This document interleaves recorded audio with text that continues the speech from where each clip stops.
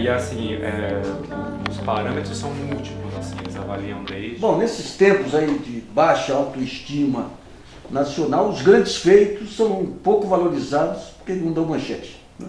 Então, recentemente, a Faculdade de Odontologia da USP, que tem 3 campos, São Paulo, Ribeirão e Bauru, em vários rankings foi classificada como a melhor faculdade do mundo. E para falar sobre esse tema, nós convidamos o Paulo Francisco César, que é professor e pesquisador lá em período integral do Departamento de Biomateriais e Biologia, e o Lucas Dias da Silva, que ganhou um prêmio internacional também, com uma nova técnica para a produção de implantes dentários cerâmicos.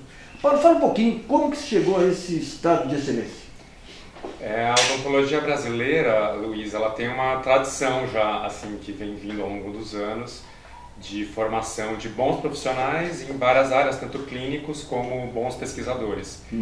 E ninguém sabe explicar exatamente por que na odontologia especificamente houve essa tendência de ter profissionais tão bons, mas ao longo dos anos, tanto na área clínica, a gente tem grandes profissionais de destaque, são dentistas que são conhecidos no mundo inteiro, e a gente também tem pesquisadores de destaque, e a pesquisa brasileira tem se destacado muito.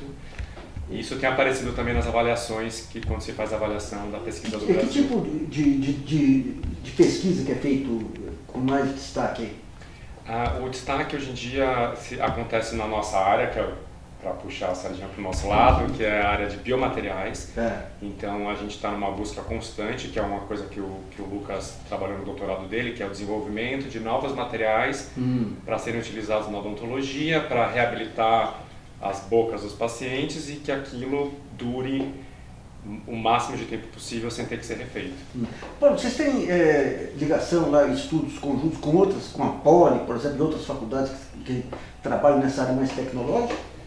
A Universidade de São Paulo ela é uma universidade eminentemente de pesquisa e, por ser uma universidade de pesquisa, ela estimula fortemente a integração entre as áreas. Então, hoje a gente trabalha, nenhum de nós lá na universidade trabalha sozinho. A gente, a hora que começa um projeto, a gente já começa o projeto interligando as áreas de conhecimento. No nosso caso, em que a gente desenvolve novos materiais, é quase natural que nós trabalhemos com os engenheiros de materiais. Então a gente vai lá na Poli, existe o curso e os pesquisadores de engenharia de materiais e nós nos conectamos com eles, principalmente no nosso caso, para conseguir fazer esse desenvolvimento com excelência. Existem outros centros também, por exemplo, tem o IPEM, que é o Instituto de Pesquisas Energéticas Nucleares, e lá dentro tem um grupo só de materiais.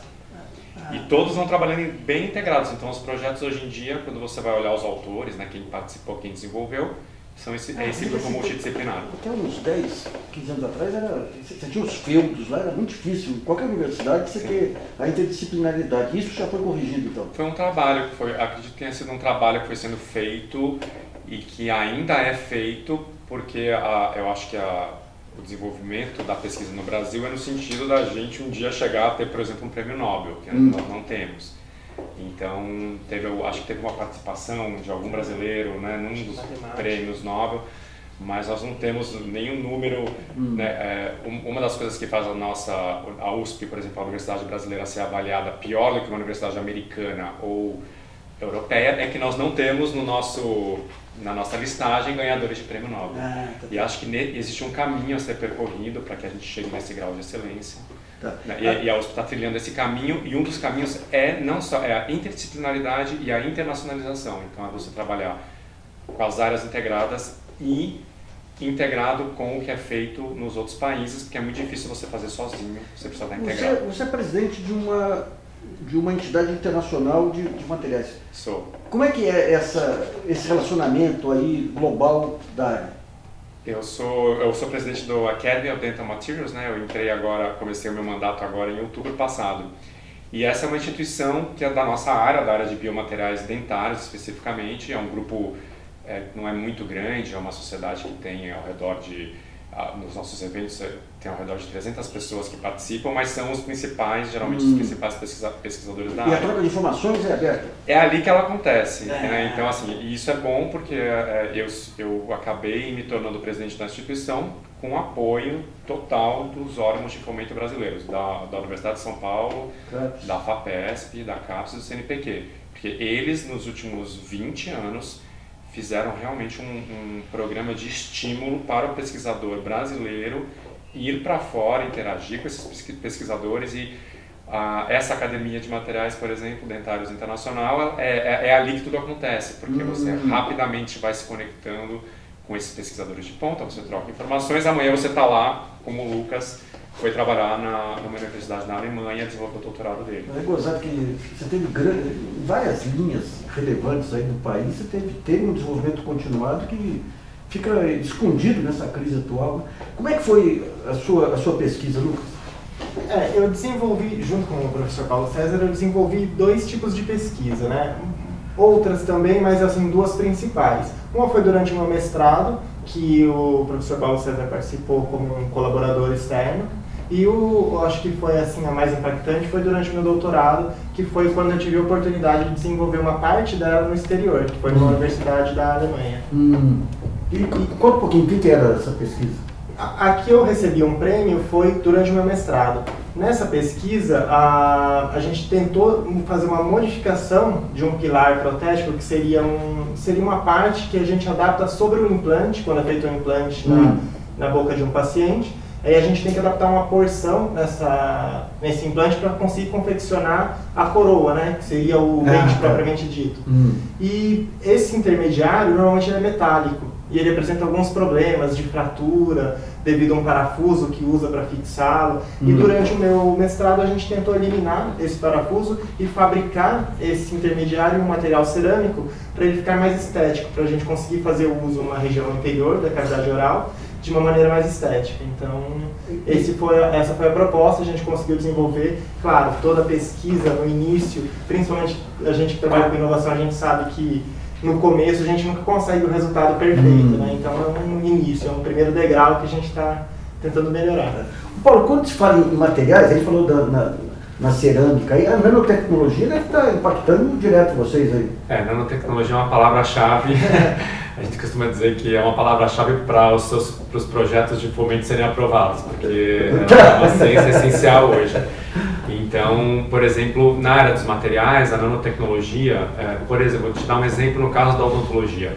Quando você tem um material que é desenvolvido com nanotecnologia, por exemplo, ele é um material que é mais fácil de você fazer o polimento dele, porque as partículas são tão pequenas que mesmo depois que o paciente vai escovar o dente, o desgaste que a escova causa não deixa aquela superfície rugosa.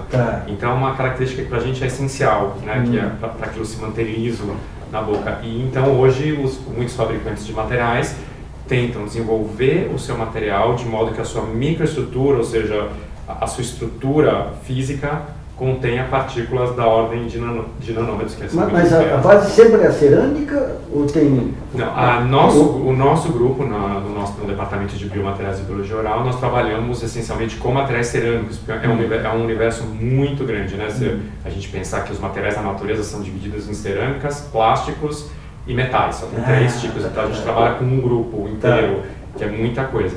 Mas existem também os metais, né?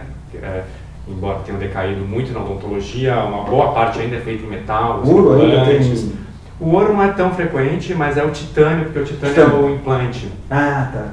E ainda se prefere a raiz artificial, quando vai se fazer uma raiz artificial, se prefere o titânio, por causa da biocompatibilidade. E algumas estruturas muito grandes a gente ainda faz em titânio. Bom, nos últimos tempos aí, a fronteira aí da tecnologia são as impressoras em 3D. Que tipo de material que é utilizado para fazer o molde aí? A impressora 3D virou um objeto de desejo nas clínicas dentárias, né, e também na nossa área de pesquisa, porque ela possibilita a você pegar um bloco de um material e você manda aquela impressora imprimir uma restauração. Então, você tira o raio-x, o sistema já lê que nem fosse um CAD/CAM, assim... O sistema completo, a gente nomeia ele como sistema CAD/CAM. É um sistema completo que envolve, desde o início, numa clínica dentária, ele envolve você fazer o que a gente chama de moldagem digital, então em contraponto àquela moldagem antiga em que você fazia com material de moldagem, quase vomitava, porque ele dava um pouco de ânsia.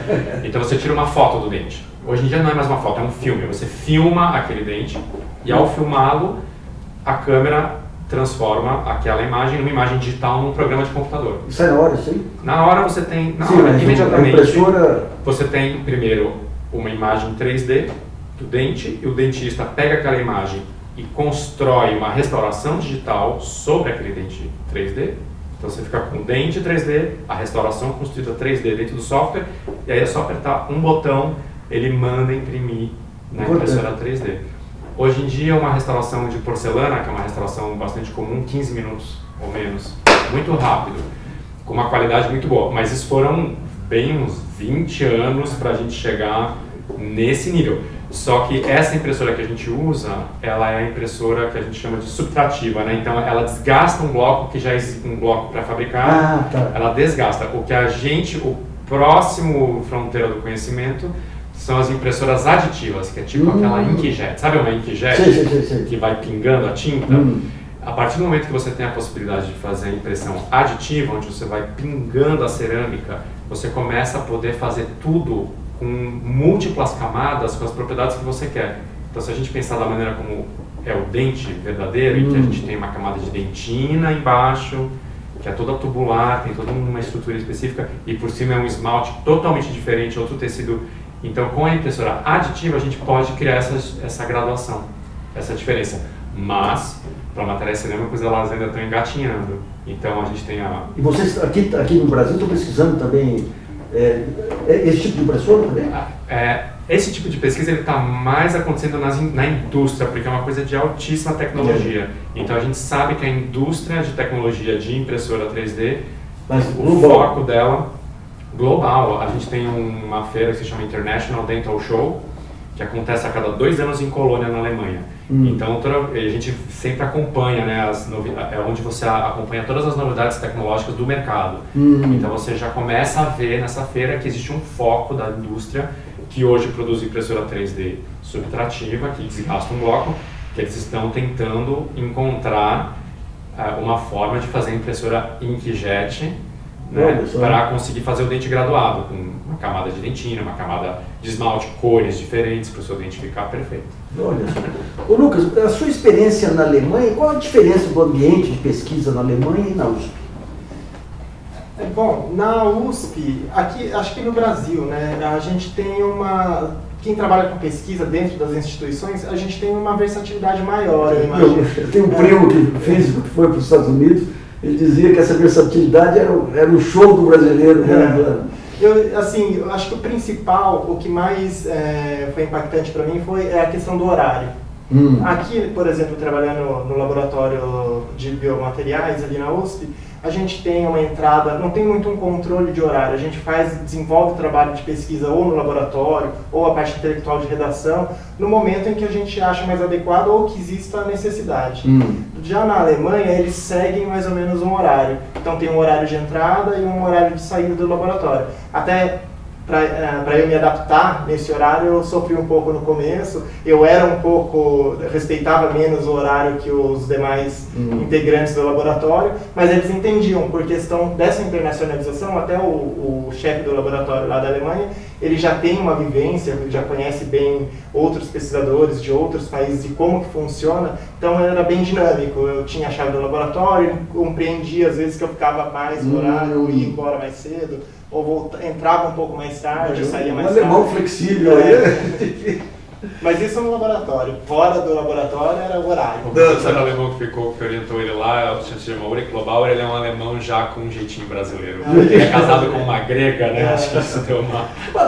Eu lembro um dos desafios que, quando se falava lá em criar os Quactex e tudo, que é a facilidade, o o ambiente que faz com que haja uma informalidade para troca de ideias, troca de experiência. A USP conseguiu chegar nesse ponto, você acredita? Ou ainda... Eu acho que ainda está caminhando, né? Você trabalhando nos laboratórios, a gente ainda, você falou do feudo no começo, aquela estrutura do feudo, ela ainda existe no sentido que você me apresentou como um professor do departamento de biomateriais e biologia oral. Então a gente costuma brincar que ali é o meu buraco, a minha caverna é a bate-caverna onde nós ficamos. Então a gente ainda fica muito ali preso ao que seria o nosso feudo, o nosso departamento, mas está havendo todo um caminho de troca. Amanhã temos uma reunião onde vai vir uma professora da Federal do ABC, da Universidade Federal do ABC, uma professora do IPEM, uma professora da Poli. Então está começando essa integração, mas acho que a gente ainda tem um pouco, acho que ainda poderia melhorar. Uma coisa que está se fazendo para melhorar, isso é um programa da Pró-Reitoria de Pesquisa da USP, né? O reitor é o professor Krieger, e ele é médico também, e eles estão criando o que eles chamam de Research Facilities, né? O termo em inglês. Então eles estão tentando criar centrais multiusuários, é a tradução. Então, centrais multiusuários fazem com que se todos nós temos que ir àquela central multiusuário, você acaba começando naturalmente... Mas o que essa central tem para atrair? A central ela tem uma das coisas principais na pesquisa, que é o equipamento. Então, geralmente ela vai acontecer com equipamentos de alto custo, que vão sendo alocados nessas centrais. Como ele tem alto custo, os pesquisadores também têm que se agrupar para conseguir... Aquela história, então, do departamento X conseguiu uma verba e dizer, isso aqui é meu. Tentando. Não acabou, mas acho que está no caminho, né? Acho que é uma coisa que gradualmente as novas gerações vão vindo, né? E ainda temos, né, um pouco de controle do docente que adquiriu o equipamento. Acho que tem docentes que se apegam mais àqueles equipamentos, tem docentes que se apegam, que estão mais abertos. Porque também tem a gente tem um pouco de dificuldade no controle do equipamento, né? Equipamentos são caros, então às vezes se você deixar aberto, você pode ter um problema de você não sabe quem quebrou. Mas na central multiusuário você consegue controlar tudo isso. Então existe uma tendência dentro da universidade de criar centrais multiusuárias. Então, por exemplo, uma central multiusuária vai ter um microscópio eletrônico de varredura, onde você faz aquelas imagens lindas, microscópicas, onde você enxerga tudo. Vai ter um equipamento perfilômetro, onde você mede a rugosidade do seu material, e vai tendo vários equipamentos importantes. Aí o professor da Poli, da odontologia, da medicina, todos vão se agrupar ali, e aquilo vai criando uma integração entre as unidades. Só para entender um pouquinho, os critérios que foram utilizados para essa premiação da faculdade, quais foram? Os critérios que foram usados, um dos principais é o critério de pesquisa, e isso é avaliado de algumas formas. Acho que a principal forma é o volume de publicação em revistas de alto impacto. Ainda continua esse critério? Esse é um dos critérios, mas ele é forte. Ele é um critério, a gente sabe que ele é um critério forte, e dentro ainda da pesquisa avalia-se, e isso é uma coisa que o dentista brasileiro, o pesquisador de odontologia brasileiro vai muito bem, que é o quanto o pesquisador brasileiro é citado no exterior. Porque essa é a verdadeira medida do impacto do seu trabalho. Não adianta o Lucas ter desenvolvido um novo intermediário para implante, se o pesquisador alemão não leu aquele trabalho, e você só sabe que ele leu quando ele cita aquele trabalho no trabalho dele. Então, uma das críticas que se fazia a esses critérios era a baixa capacidade brasileira de transformar ideias, conceitos, tudo em produtos. E essas ideias acabavam sendo apropriadas por países mais pragmáticos, como em Coreia, Estados Unidos. Isso aí permanece, né? Isso daí permanece, também está se tentando mudar. Então a USP tem hoje uma agência, ela é gerida pelo professor Vanderlei Banhato, que é um professor de física lá de São Carlos. E ele se chama Agência USP de Inovação. Então é um caminho, é o que está se trilhando para proteger as ideias da USP. Então as patentes que são geradas, nós temos uma patente, por exemplo, que foi desenvolvida, um material novo, que é uma porcelana com adição de fibras, que foi patenteada através dessa agência de inovação. Então, existe um caminho a ser trilhado, mas o que acontece no Brasil é que o forte da inovação, como eu já disse antes, o forte da inovação ocorre na indústria. É uma característica, não é só do Brasil, mas assim, no Brasil é mais forte isso. A inovação acaba acontecendo na indústria. Aqui no nosso caso, a odontologia é uma indústria internacional, não é nenhuma indústria brasileira, existe muito pouco. Aquele polo de Campinas lá... Não é odontologia. O Brasil tem poucas indústrias. Lá atrás, mas na época o canto estava muito vantajoso. Eu acho que surgiu uma fábrica de equipamentos odontológicos, mas não deve ter de longe, não. Existem algumas. Existe tem uma fábrica chamada FGM, ela é muito forte, ela vende na América Latina inteira, mas é uma, né? Você, no sul da Alemanha, onde o Lucas morou, ele morou lá em Nuremberg, aquilo é um polo industrial. Você tem mais ou menos, nem sei de cor, umas 20, 30 diferentes indústrias produzindo diferentes materiais dentários. Tem polos americanos, né, como a 3M, é uma indústria odontológica gigante nos Estados Unidos, e os japoneses são muito fortes também. Então são os 3 grandes polos de produção de material para odontologia. O Brasil não é um país industrializado, é um fato. Assim, ainda não é, né? Também é um caminho a ser trilhado. E daí a gente pega essa questão da evolução da pesquisa. Vocês estavam mencionando aí nos últimos 20 anos a internacionalização dos cientistas brasileiros. A gente teve um processo gradativo, que a gente veio desde os fundos setoriais lá do Fernando Henrique, passando pelos programas do Lula. Hoje, com a crise, como é que está indo isso aí? Sofremos com a crise. Essa é a grande verdade. Foi um pouco triste porque foram mais ou menos 20 anos. Começou com o Fernando Henrique, teve o governo Lula. Eu acompanhei, foi a minha história dentro da USP até hoje. Assim, foi uma história, nós estávamos num crescente. Que culminou com o programa Ciências Sem Fronteiras. O Ciências Sem Fronteiras foi um programa gigantesco. O Lucas trabalhou com os alunos, ele não era Ciências Sem Fronteiras, ele era a FAPESP, a bolsa dele, mas ele trabalhou com os alunos. Tinha muito aluno. Ele conheceu. Fazia uso da Ciências Sem Fronteiras. Foi um momento em que os nossos alunos que estavam fora, ou a gente, quando a gente ia, e com outras bolsas, a gente encontrou esses alunos. Eu tive 2 alunos que ficaram na Maison do Brasil, lá em Paris, que é um prédio só com alunos brasileiros. E era impressionante a quantidade de alunos do Ciências Sem Fronteiras. Então foi algo que chamou a atenção pelo volume de gente que teve a oportunidade de ter experiência internacional. Então a gente viu num crescente 20 anos e de repente, a hora que chegou a crise foi muito forte. Porque ela aconteceu na USP, ela aconteceu antes até do que a gente viu para o resto do país. Entrou um reitor novo, que foi o professor Zaga, ele entrou imediatamente, ele teve que fazer muitos ajustes que nos afetaram imediatamente. O que sumiu para a gente foram as bolsas para os alunos que iam para fora, por exemplo, e a verba de pesquisa. A gente tinha verbas internas ali na USP que foram imediatamente eliminadas. A FAPESP ela é muito forte, ela tem uma força muito grande pela história, a maneira como o dinheiro da FAPESP foi gerido ao longo do tempo, ela tem um lastro muito bem estruturado, então ela sofreu, mas foi menos. A gente ainda tem, o nosso principal apoio ainda é a FAPESP, mas o CNPq sofreu demais com bolsas, auxílios, foi tudo imediatamente cortado. A CAPES tirou bolsas de alunos que trabalhavam no Brasil, bolsas de alunos no exterior. A gente teve realmente... Foi triste, assim, porque vinha num crescente e de repente teve uma paralisação para um país que estava investindo em pesquisa.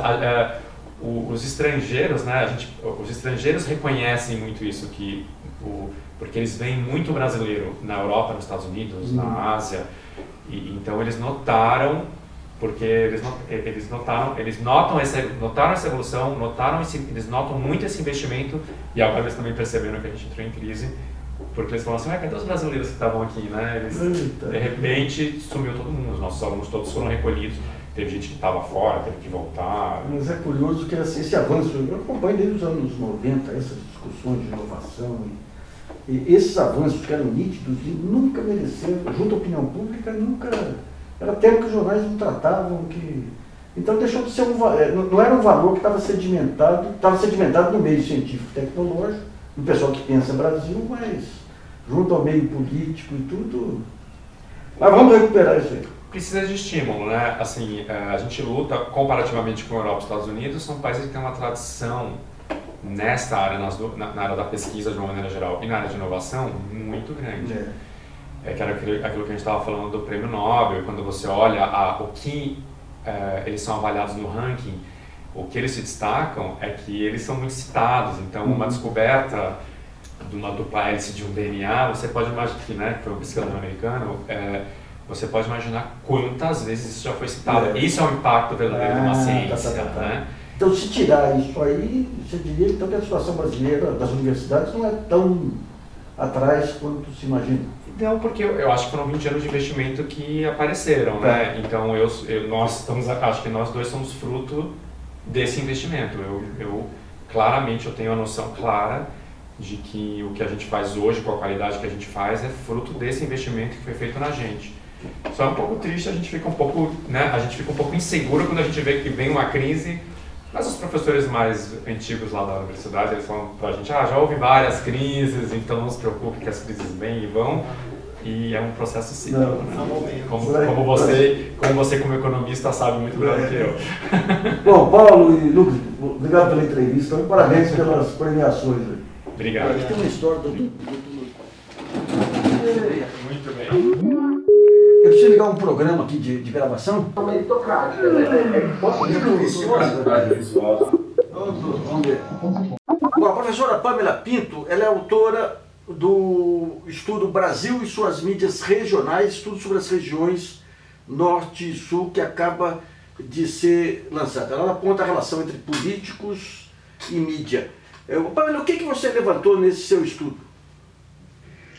Luiz, a minha primeira questão foi entender um pouco melhor a mídia regional no Brasil. Na nossa academia, a gente tem um pouco de preconceito com esse tema. E aí eu quis entender como é que funcionavam os nossos mercados fora desse eixo Rio-São Paulo. E aí foi inevitável, claro, me deparar com a posse de mídia por políticos, né? A ideia foi fazer o cruzamento de dados oficiais, informações e entender como esse controle também impactava a mídia regional. E lá eu descobri que esse elo, ele também afeta a relação da mídia regional com a nacional. Por exemplo, para você ter uma TV no interior do Brasil, você tem que estar afiliado a uma rede nacional. E aí as grandes mídias estão, de certo modo, alargando esse poder ainda mais do político no ambiente regional.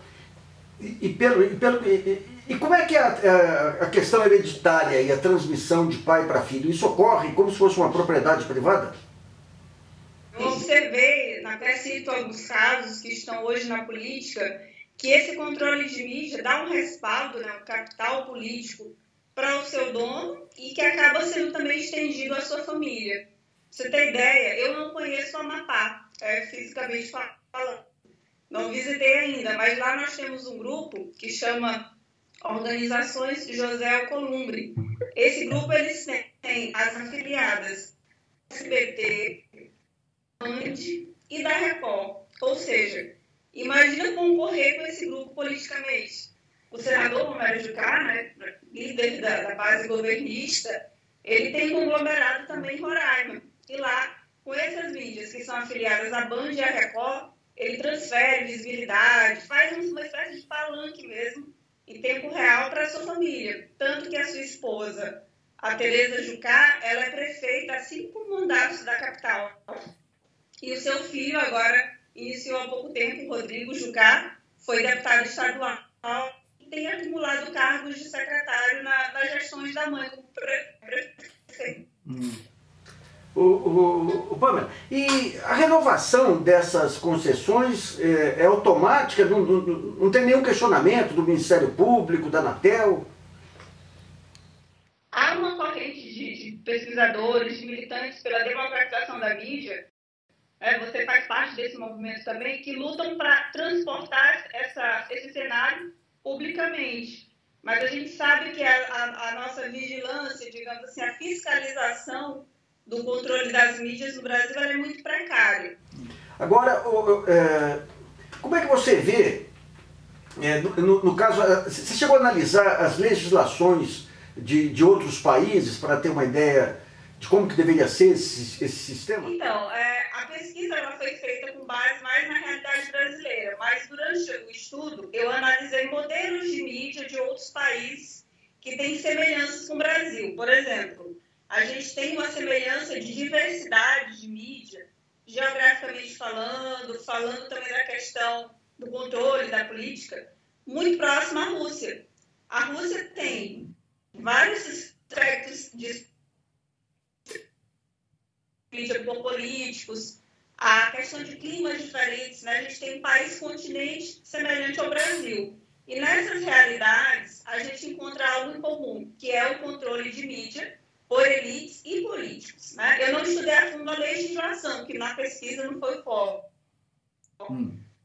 Por exemplo, na Nigéria também, a gente tem na Índia também um cenário muito semelhante. São grandes países e que existem estratégias de controlar a informação do controle da mídia e também mídia por políticos. Né? Tá. A ideia do clientelismo também acontece nesses países. Ô, Pamela, nos seus estudos, todos os grupos de mídia que você investigou tinham vinculações com a política partidária?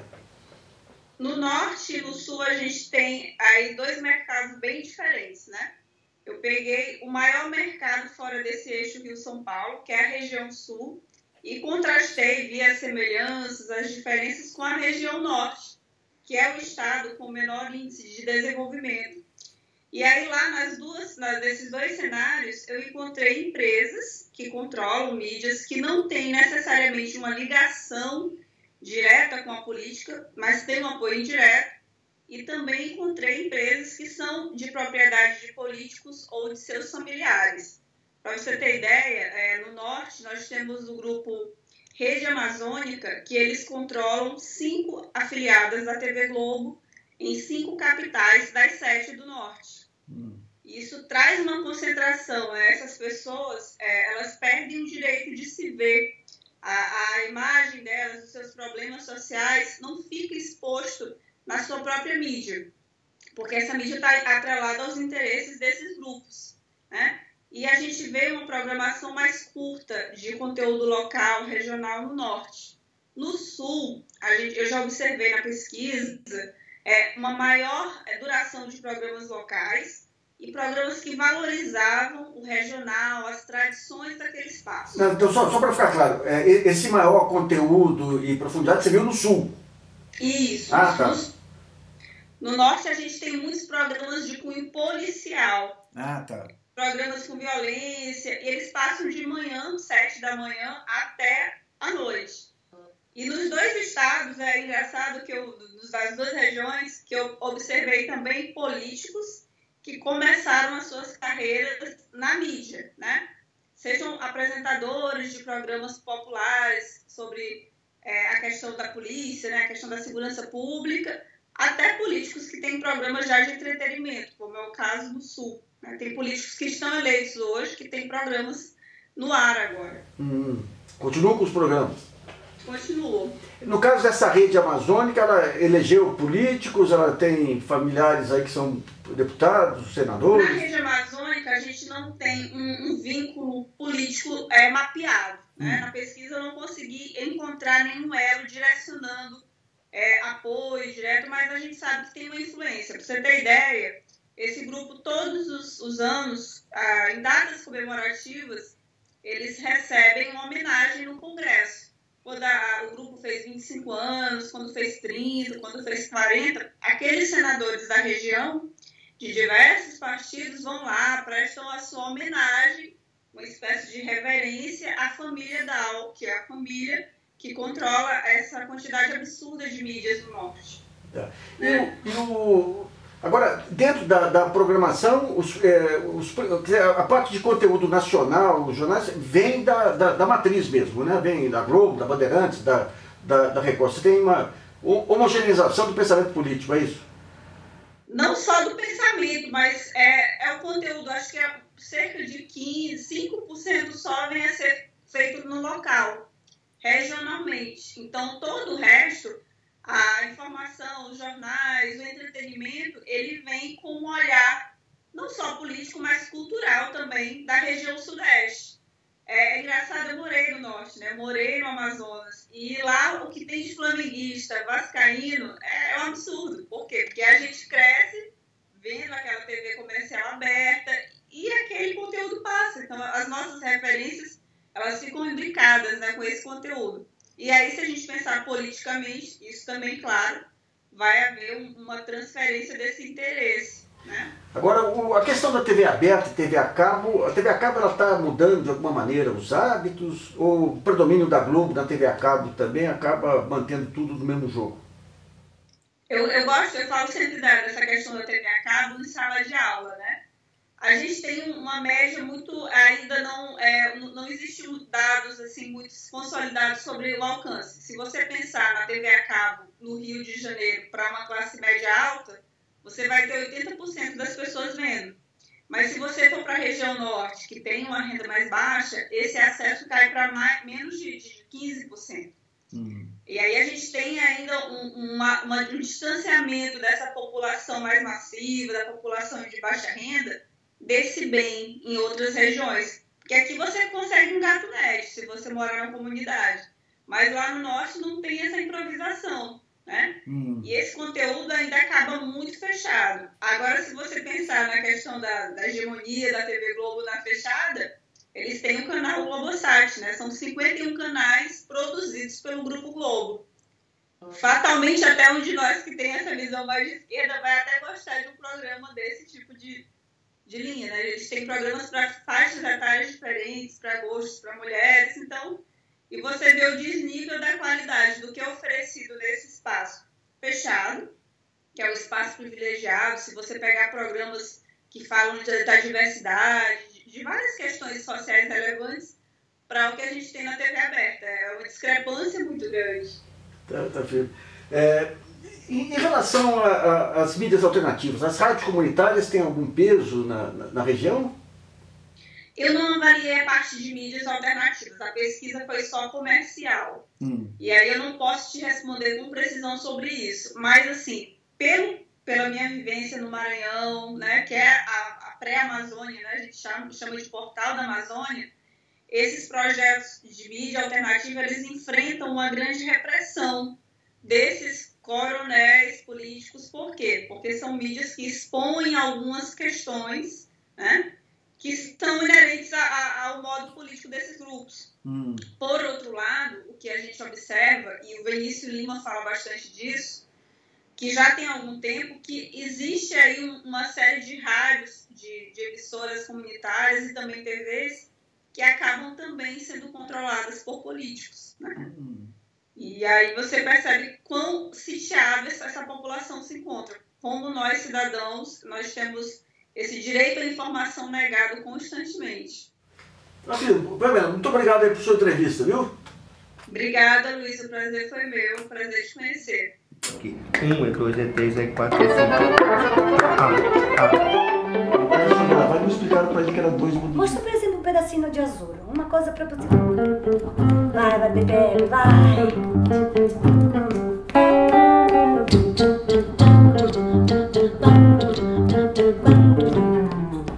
Cerco l'estate tutto l'anno e all'improvviso eccola qua. Lei è partita per le spiagge, sono solo qua giù in città.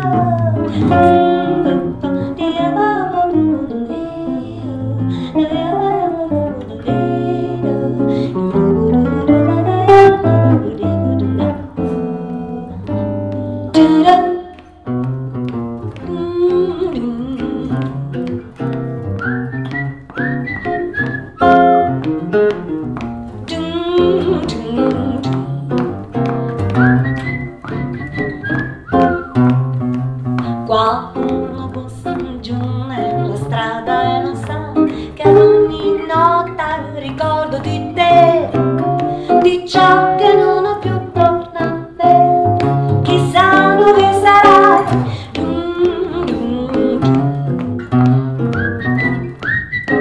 Aqui para mostrar um pouco da internacionalização da música brasileira, os nossos entrevistados de hoje são uma italiana que descobriu o Brasil através da Bossa Nova, que é Mafalda Minozzi, e um, não é americano, nova-iorquino, que descobriu o Brasil através da Bossa Nova, que é o Paul Ritchie. Fala um pouquinho dessa sua aproximação com a música brasileira. Até um disco histórico que chegou na minha vida, eu tinha 8, 9 anos, era 1974, talvez 75. Era La Voglia e la Pazzia, no? Que era um disco com Ornella Vanoni, Tuquinho, Vinícius de Moraes, insomma, um disco que ainda lembro com grande afeto e com grande respeito. Eu acho Ornella Vanoni uma das maiores intérpretes da música italiana no mundo, uma uma das mais respeitadas. Eu cresci com ela, ela agora acho que tem mais ou menos 81 anos, 82 Mas ela, o sucesso dela aqui no Brasil era retumbante, viu? Eu aprecio demais as carreiras como aquela da Ornella Vanoni ou também da Caterina Valente também, porque conseguiram juntar cultura com o aspecto lúdico da música, fazer que uma música virasse até popular, na época que não tinha internet, e ter público que ia consumir aquela música com uma consapevolezza, com uma certeza de saber que estava também se aproximando de uma cultura que não era propriamente italiana, podia ser sul-americana, podia ser americana, podia ser francês, não é? Essa grande fase aí da canção, digamos o seguinte, o duo, a cantora e o violonista, o guitarrista, pegou muito na época lá, né? É isso que vocês estão trazendo de volta. Sim. Estamos trazendo um pouco também por necessidade. Não dá para trazer a banda inteira? Às vezes é mais prático e o dia a dia é tão difícil também colocar um instrumento dentro de um avião, que é briga, motivo de briga, o dia a dia é complexo às vezes, também fazer um som rápido, porque hoje tem uma banda antes, uma banda depois. O dia a dia para ser músico tem que ser muito articulado. Isso também é bacana, já é maravilhoso. Não estou criticando isso, mas eu acho que está tirando da gente também o melhor da gente, nossa sobrevivência musical. Teste de fogo, né? Teste Mas de aquele fogo. faz só o violão e a voz é um desafio maravilhoso. Você encontra mais o que você é como artista. Isso, a melodia fica muito mais destacada. Sim. Agora, você tem um programa de rádio, um programa de música brasileira lá, e nós conversamos um pouquinho antes, você tem um conhecimento muito profundo da música brasileira. Como que você vê hoje a situação da música brasileira? Quem tem de verdade é você, não é? O maestro. Falamos pouquíssimo, eu já segui as suas entrevistas. É linda a sua pontuação em alguns momentos, você deixa a gente crescer, ser curioso mais. É isso que me trouxe a fazer parte desse lindo projeto, que é um programa chamado Brasil. É um dos programas radiofônicos mais antigos do palincesto da RAI, da Rádio RAI, que é a rádio de Estado italiana. É um programa fantástico, porque suona a cultura do mundo todo, mas principalmente do Brasil. E tem mais ou menos 17, 18 anos, eu sou correspondente desse programa desde 2003. Então isso me ajudou demais, porque me aproximou a muitas histórias novas, antigas, e com o olhar de uma italiana que frequenta o Brasil com grande paixão, com grande amor e devoção e respeito, desde 1966. E se a gente fala, bom, tem a fase bossa nova, tem a fase dos grandes popstars, aí, Nascimento, Chico, Caetano. Hoje, como que a música brasileira é percebida lá? Ou é diluída no meio dessa toada de redes sociais? Eu penso que ainda a música brasileira, não somente na Itália, mas eu falaria em países que eu frequento mais, como Portugal, França, Alemanha, e tanto os Estados Unidos, é extremamente respeitado.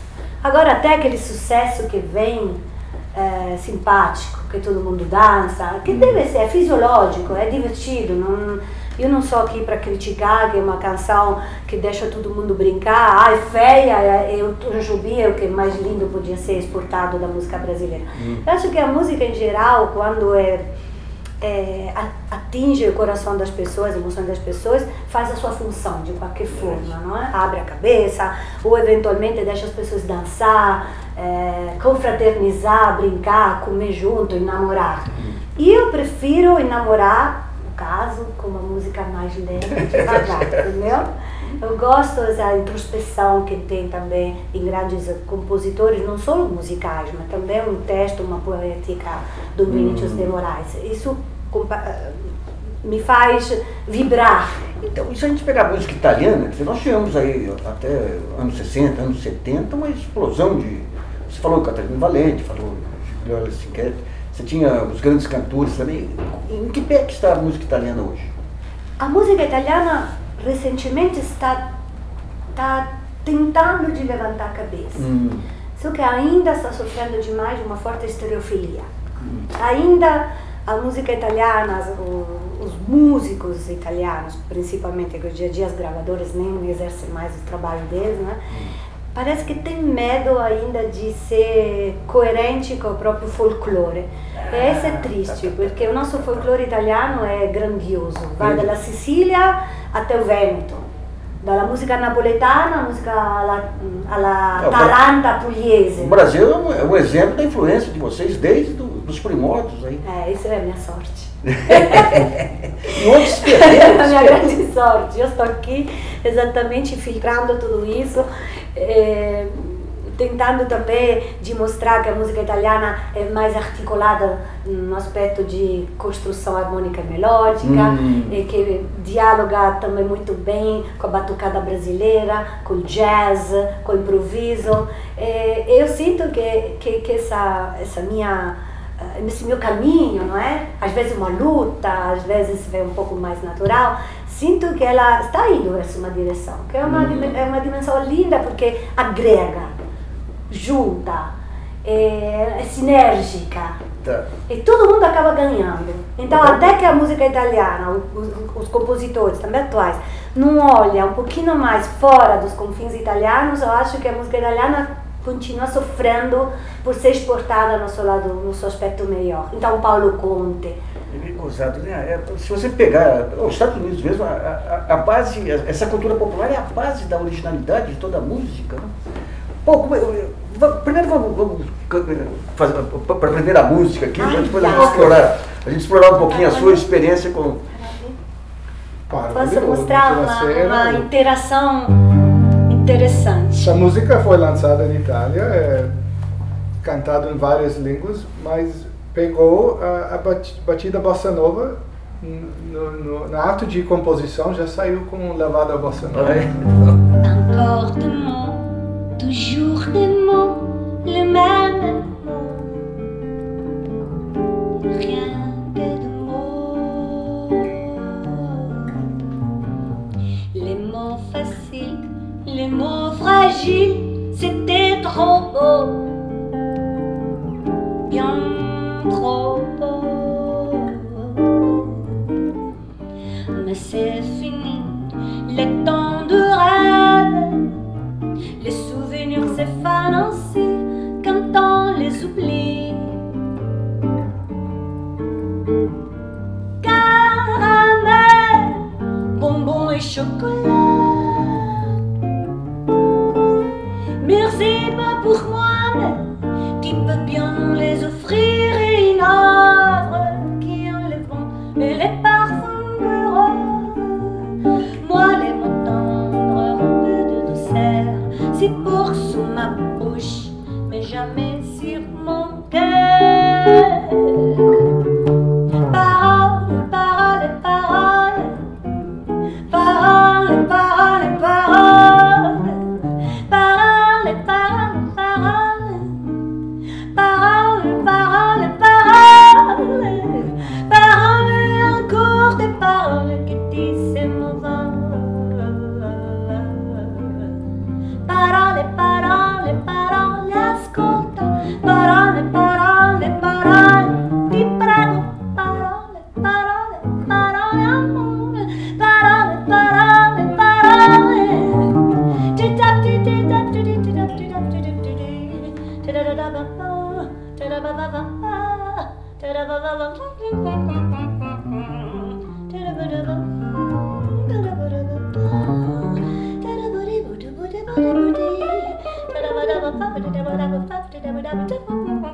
Basta, io ho ragione e tu hai torto, ok? Mas eu tava. O Tico do Fubá acho que é a música brasileira mais tocada. Acho que ganhou da Garota de Ipanema. Pô, e a sua experiência com a música brasileira? Eu vi que a sua guitarra tem muito. Parece muito com dois grandes guitarristas que influenciaram a música brasileira. Foi o Barney Castle e Joey Pass, né? É verdade. Barney Castle se fala. Primeiro eu fui portado pela música brasileira pelo coronel do ritmo, Edson Machado. Ele sempre falava do Barney Castle. Depois eu li em algum lugar que João Gilberto os caras lá, o Menescal, estudavam as posições do Barney Kessel muito quando foi adaptado essa influência jazzista. Então, um grande músico, conhecia ele. Agora você, nova-iorquino, a sua influência, como é que, a música italiana também está dentro da sua formação? Meu pai nasceu na Itália, eu cresci com meus avós italianos, mas era subconsciente, porque eu fui pelo um menino de post-Beatles lá, o blues, rock, foi por engano, eu escutei jazz, comecei a escutar o Jobim, é uma coisa que anda junto, jazz lá, Jobim. Eu não sei, foi chamado para... acabei tocando com Dom Edson Machado. Pegou a seleção também, né? Aprendi a falar por... esses caras gostavam no Brasil nos anos 80. Eles tinham ido para Europa, Nova York. Então, um cara da minha idade, no Brasil, não teve essa chance de conviver com Edson Dom. Então foi... Mas como é que você vê a canção hoje, com a sua experiência em Brasil, Itália, Europa, tudo, o futuro da canção? Você falou da música, essa música mais utilitarista. A gente tinha aqui um grande maestro, um grande professor aqui, austríaco, que dizia, o futuro da música é ser utilitarista. Mas a canção, você explora muito a canção. A canção, ela continua viva em todos os países? Continua, né? Oh, sim. Eu acho que nunca vai se calar, sabe? Esse desejo de escrever o seu cotidiano. O que está talvez mudando, obviamente, com certeza, é a forma da expressão musical. E pode ser que o envolvimento econômico que a música gera, não? Ela atrapalha um pouquinho o fato de dedicar um pouco mais de tempo às produções musicais. É tudo muito rápido, muito fast, não? E vai numa onda onde muitos jovens se entregam, que é o sucesso imediato, o reality show, a exposição mediática, não? E eu acho que isso atrapalha a parte criativa que a música necessita. Se você pegar, digamos, dentro desse lirismo da bossa nova, qual a canção que melhor expressa? Sabe, eu penso que também o rap, que já nos Estados Unidos já tem quase 30 anos, não é? Uma forma de expressão extremamente dinâmica, verdadeira, direta, e sempre a nossa lembrança leva a gente a pensar, mas naquela época, mas aquele artista, mas... Não, nós lembramos o que é melhor, não é? Sim. Seja na época do Bach, ou do Beethoven, ou do Mozart, ou do Verdi. Mas no lado do Verdi, ou do Donizetti, ou Bellini, ou acabei de ver agora a Italiana d'Algeri, não? Essa semana na TV, passou na Rai.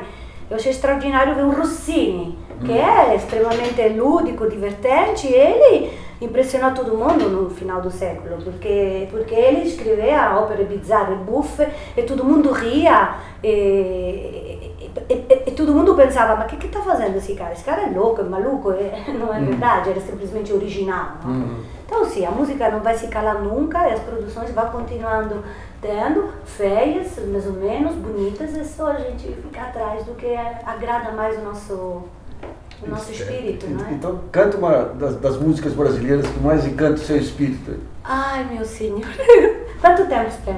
Vai, filho. E eu gosto todas. Eu gosto você, eu gosto Chega de Saudade, eu gosto Correnteza, eu gosto A Felicidade, eu gosto Água de Beber, Sutinha de Ser Com Você. Escolhe um, Tom Jobim. Tom Jobim não tem erro, não é?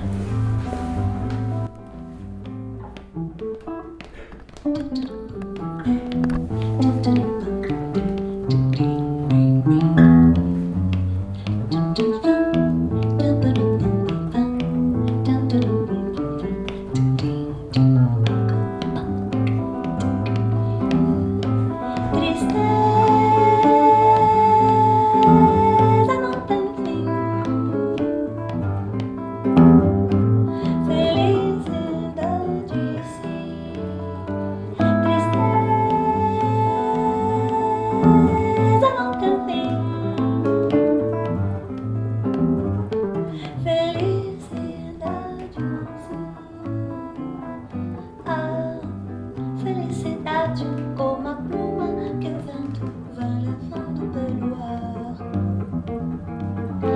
Voa tão leve, mas tem a vida breve, precisa que haja vento sem parar.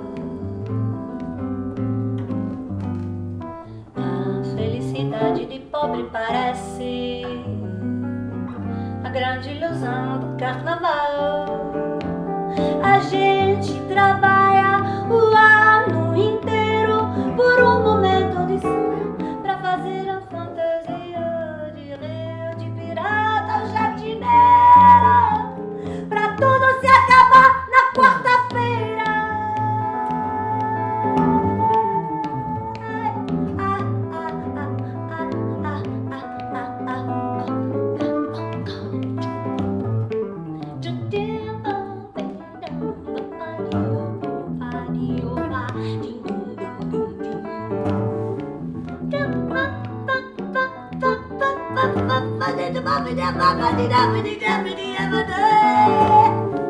Da